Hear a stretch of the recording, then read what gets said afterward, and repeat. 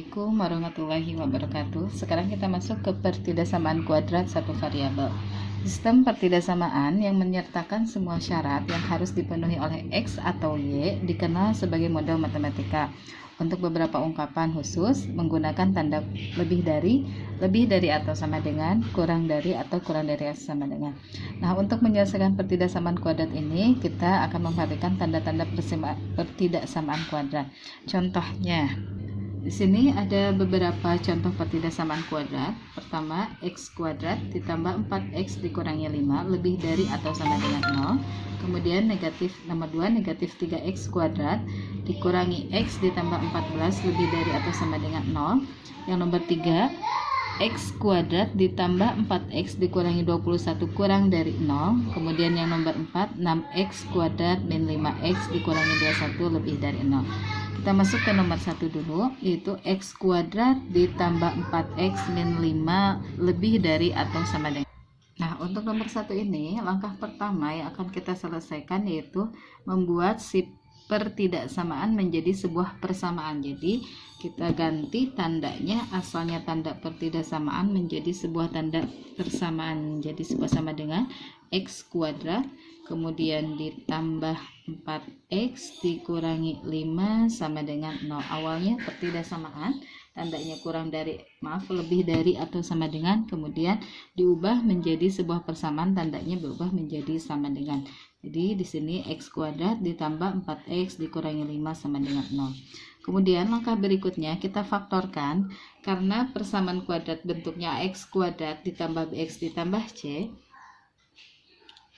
AX kuadrat ditambah BX ditambah C sama dengan 0, sehingga di sini ada koefisien untuk variabel X kuadrat adalah A, koefisien untuk variabel X adalah B, dan konstantanya C.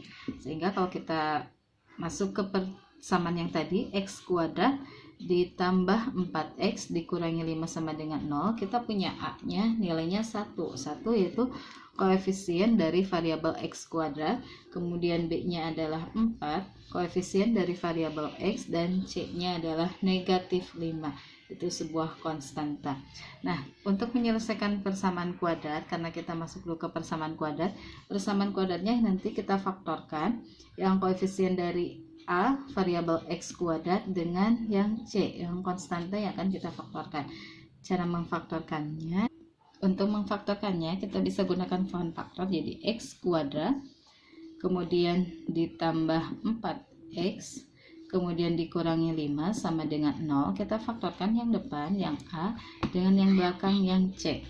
Yang depan 1X kuadrat, faktor dari 1 adalah 1 kali 1, atau karena ada variabel X kita ambil 1X kali 1X.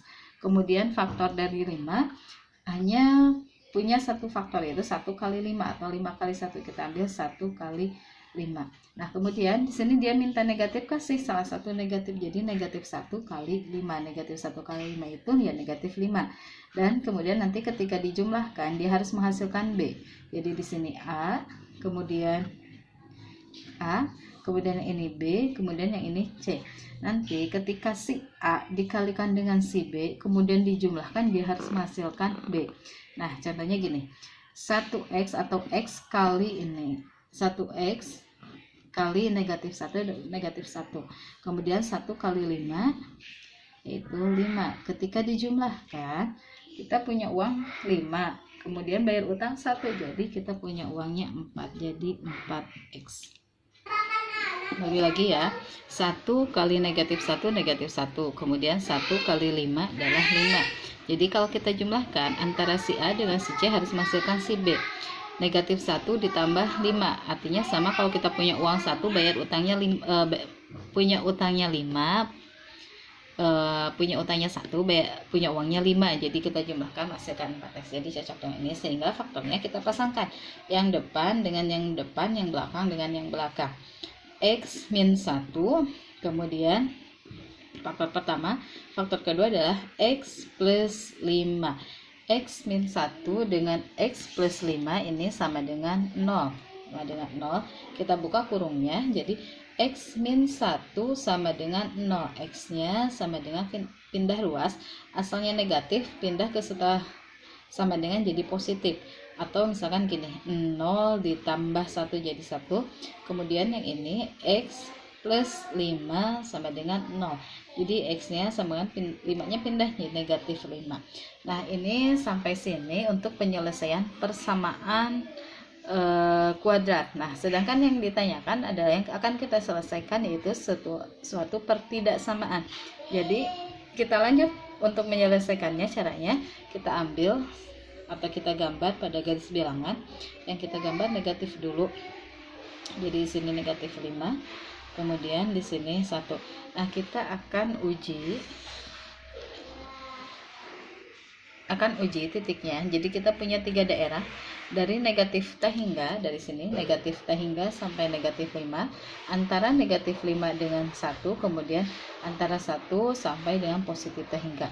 Nah, yang akan kita uji daerah yang memenuhinya, biasanya kita ambil yang daerah yang ada nolnya. Kenapa? Karena 0 itu memudahkan kita ketika dijumlahkan hasilnya bilangan itu sendiri, dan ketika 0 dikalikan nilainya adalah 0.